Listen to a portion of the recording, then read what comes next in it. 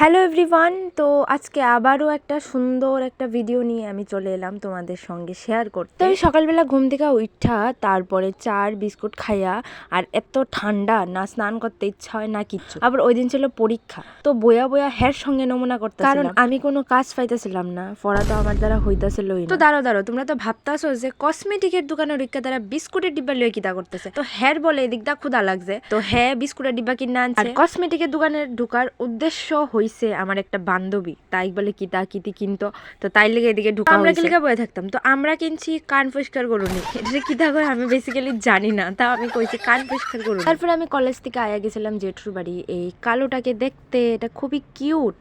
তো আমার বৌমনি কইছে বৌমনির চুলাটা একবার ভিডিও তুলতাম, তো নাও বৌমনি আমি তুললা লাইছি, তুমি দেখতে থাকো।